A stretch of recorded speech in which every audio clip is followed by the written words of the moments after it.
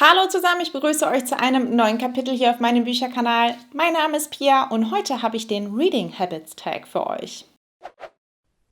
Wir hatten sehr lange keinen Tag mehr hier auf diesem Kanal und ich dachte, sprechen wir doch heute mal über das Thema Reading Habits, über unsere Leseangewohnheiten, die ja teilweise wirklich sehr, sehr eigen sind. Also ich glaube, jeder hat wirklich so seine eigenen kleinen Angewohnheiten. Deswegen freue ich mich sehr, wenn ihr auch bei diesem Tag mitmacht. Heißt, die Fragen dazu findet ihr in der Infobox und die Antworten dazu könnt ihr mir sehr, sehr gerne in die Kommentare schreiben. Ich bin sehr auf eure Reading Habits gespannt und in dem Zuge nicht vergessen, dem Video einen Daumen nach oben zu geben. Und wir legen direkt los mit der ersten Frage.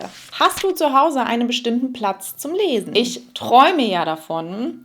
Kennt ihr das aus amerikanischen Filmen? Diese Fensterbänke, die im Prinzip wie so eine wie so eine Nische sind, wo man sich richtig hinsetzen kann, die halt so ein bisschen breiter sind.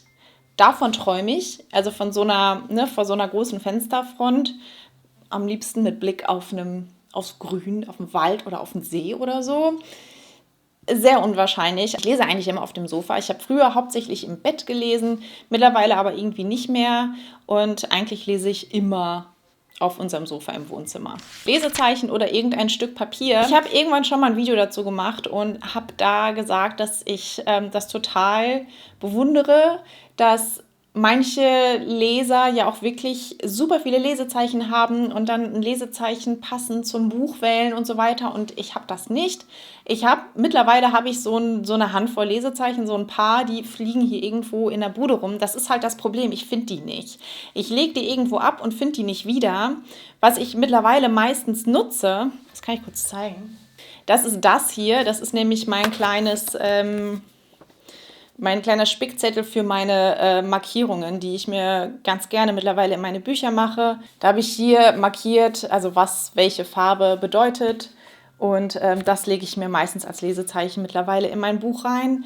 Und früher war ich aber absolut Team irgendein Stück Papier oder eine Packung Taschentücher oder was ich nicht schon alles benutzt habe. Aber wie gesagt, mittlerweile meistens das hier. Dritte Frage, irgendwo aufhören oder am Ende eines Kapitels? Also ich würde ja eigentlich logischerweise jetzt sagen, am Ende eines Kapitels, wenn ich es kann, dann versuche ich das auch, aber das klappt nicht immer. Manchmal muss ich abends halt plötzlich dann das Buch weglegen, weil mein Sohn irgendwie wach geworden ist oder so. Dann muss ich halt an der Stelle, an der ich gerade bin, das Buch zuklappen. Und am gleichen Abend klappt es dann meistens auch nicht, dass ich dann da weiterlese. Aber jetzt so, wenn ich jetzt normal lese und dann irgendwann merke, ich werde müde oder so, dann lese ich noch bis zum Ende des Kapitels und klappe es dann zu. Wenn es aber mal nicht klappt, sondern dass ich mittendrin aufhören muss, dann komme ich aber eigentlich, wenn ich dann das nächste Mal dann weiterlese, komme ich eigentlich relativ schnell auch wieder rein. Isst oder trinkst du beim Lesen? Ja, also trinken total gerne. Ich mache mir super gerne irgendwie ein warmes Getränk, also meistens einen Kaffee. Wenn ich mich abends hinsetze, mache ich mir auch gerne irgendwie eine Limo selber oder so. Also wenn ich mir jetzt vornehme, so ich setze mich jetzt hin und lese, mache ich mir eigentlich immer irgendwas zu trinken. Essen klappt nicht so gut. Also Essen mache ich meistens eigentlich nicht. Manchmal so ein paar Gummibärchen oder so. Aber jetzt so richtig essen beim Lesen könnte ich nicht. Multitasking, Musik oder Fernsehen beim Lesen, kann ich beides. Musik mag ich total gerne beim Lesen. Ich höre beispielsweise super gerne irgendwie so eine Lo-Fi-Hip-Hop-Playlist beim Lesen. Ich finde, das entspannt halt total und ist halt total das angenehme, ja, so ein Hintergrundrauschen irgendwie. Ich finde, das passt halt auch so, diese Art von Musik passt halt auch voll zum Lesen. Ich weiß nicht warum, aber ich mag das super gerne. Fernsehen, also wenn der Fernseher läuft, dann darf das nichts sein, was ich mitgucke. Manchmal, wenn mein Mann irgendwie was guckt, was mich aber überhaupt nicht interessiert, dann lese ich da nebenbei und dann kann ich meistens auch irgendwie abschalten. Aber ich muss sagen, dass der Fernseher generell bei uns sehr, sehr selten an ist mittlerweile. Und deswegen, es geht, dass der Fernseher dabei läuft, aber es kann auch passieren, wenn das dann irgendwas ist, was mich doch so ein bisschen interessiert, dass es mich dann doch ablenkt und ich das Buch dann doch zur Seite lege. Sehr spannende Frage. Ein Buch nach dem anderen oder mehrere auf einmal? Früher war ich absolut Team ein Buch nach dem anderen. Mittlerweile lese ich super gerne parallel, weil ich so festgestellt habe, dass ich so tatsächlich mehr lese. Klingt so ein bisschen paradox, aber es ist für mich persönlich tatsächlich so. Ich lese meistens immer, also wenn ich Bücher gleichzeitig lese, dann lese ich meistens immer ein Rezensionsexemplar und ein Buch von meinem Sub. Und manchmal lese ich dann auch noch irgendein Buch auf dem Kindle oder so. Und dann habe ich auch immer irgendein Hörbuch. Also so 4 Bücher gleichzeitig kommt bei mir tatsächlich schon mal vor. Meistens sind es aber eher so 3. Ich habe jetzt nach langer Zeit mal wieder den Kindle ausgepackt. Aber habe ich sehr, sehr lange nichts drauf gelesen. Also deswegen sind es meistens eher so 3 Bücher, die ich gleichzeitig lese. Ich gucke so, wie die Stimmung ist, wie aufnahmefähig ich in dem Moment bin. Ist das, wenn ich jetzt ein Buch lese, das sehr anspruchsvoll ist, dann lese ich das halt nicht später am Abend, wenn ich müde bin, sondern greife dann zu dem Buch, das ich gerade lese, das vielleicht so ein bisschen leichter ist zu lesen. So gucke ich einfach, je nachdem, wie die Stimmung ist. Lesen nur zu Hause oder überall? Generell muss ich sagen, ich lese überall gerne, praktisch, aber eigentlich nur zu Hause.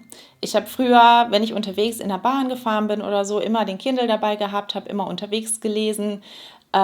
Ich habe mich mit meinem Buch irgendwie in die Sonne im Park gesetzt oder so.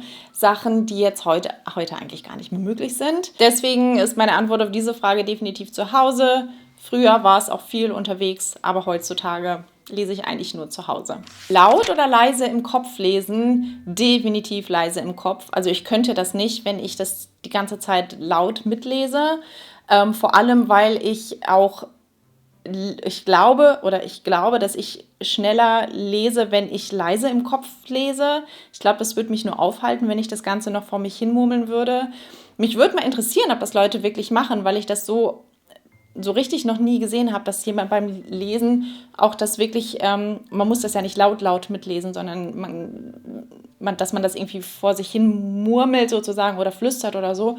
Würde mich total interessieren, ob das einer von euch macht. Aber bei mir findet alles leise im Kopf statt. Vorauslesen oder Seiten überspringen? Seiten überspringen kann ich gar nicht. Da hätte ich zu große Sorge, dass ich etwas überblätter, das jetzt doch irgendwie von Belang ist für den weiteren Handlungsverlauf. Was ich aber mache, ist, dass ich dann manchmal Seiten nur so scanne. 2 Beispiele sind umschweifende oder ausschweifende Kampfszenen beispielsweise, wenn da halt nur geschildert wird, wie die sich da gegenseitig abmetzeln und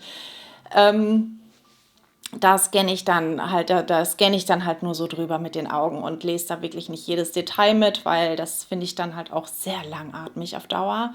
Oder auch so unnötiges Geplänkel irgendwie zwischen 2 Charaktere, wenn die sich halt über irgendwas unterhalten und ich dann irgendwann merke, okay, es ist jetzt aber nicht wirklich wichtig für den weiteren Handlungsverlauf, dann scanne ich auch mal längere Dialoge oder so und überfliegt die so ein bisschen, sodass ich halt merke, okay, ich weiß, worüber die sich unterhalten, aber jetzt nicht im Detail. Brichst du den Buchrücken? Sehr spannende Frage. Nein, kann ich nicht. Früher war es mir total egal, wenn ich Bücher gelesen habe, wie die hinterher aussehen. Es war mir total egal, wenn die Leserillen haben. Es war mir sogar, oder sagen wir mal, ich fand es sogar schön, wenn Bücher gelesen aussehen, wenn die Knicke hatten und Leserillen. Und das war dann für mich immer ein Zeichen, okay, dieses Buch wurde gelesen und geliebt. Und deswegen habe ich da früher überhaupt nicht drauf geachtet.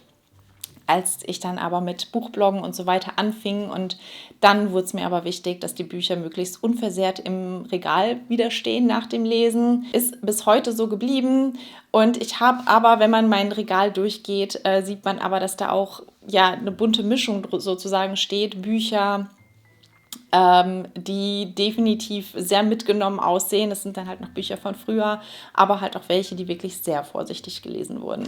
Und die letzte Frage, schreibst du in deine Bücher? Ja, mittlerweile wieder. Habe ich ganz lange nicht gemacht. Mittlerweile, ihr habt es eben schon gesehen, mache ich mir ja ganz gerne Markierungen. Und wenn ich mir eine Stelle markiere, dann mit einem Bleistift, mache ich mir meistens eine Notiz dahin, warum ich das jetzt markiert habe oder unterstreiche einfach Sätze, je nachdem. Und das mag ich sehr gerne. Ich finde es auch total interessant, wenn mir Bücher aus meinem Studium in die Hände fallen. Also jetzt keine Fachbücher, sondern irgendwelche Romane, die ich im Laufe meines Studiums lesen musste, sei es für eine Klausur oder für ein Seminar. Da habe ich natürlich super viele Anmerkungen immer reingeschrieben, weil ich es natürlich behalten musste alles. Und ich finde es sau interessant, da heutzutage durchzublättern, wie viel, was ich da reingeschrieben habe und wie viel ich da reingeschrieben habe. Und das habe ich nämlich früher sehr, sehr gerne gemacht. Da habe ich richtig viel immer an den Rand geschrieben. Und jetzt, wie gesagt, heutzutage habe ich wieder angefangen, aber ganz zaghaft mit einem Bleistift. Aber einfach aus dem Grund, weil ich es halt mag. Und ich finde es halt schön, wenn ich mich halt auch mit Büchern beschäftige, die ich privat lese und jetzt nicht irgendwie um mich auf irgendwelche Klausuren vorzubereiten, sondern auch dann finde ich es schön, weil ich merke halt so, wenn ich mir da Sachen daneben schreibe, dass es halt doch eher hängen bleibt und dass ich halt merke, so ich beschäftige mich einfach mehr mit dem Buch und das mag ich sehr gerne. Wenn ihr noch weitere außergewöhnliche Leseangewohnheiten habt, schreibt sie sehr, sehr gerne in die Kommentare. Ich freue mich immer von euch zu hören und dann freue ich mich, wenn wir uns nächste Woche zum nächsten Video wiedersehen. Bis dann. Tschüss.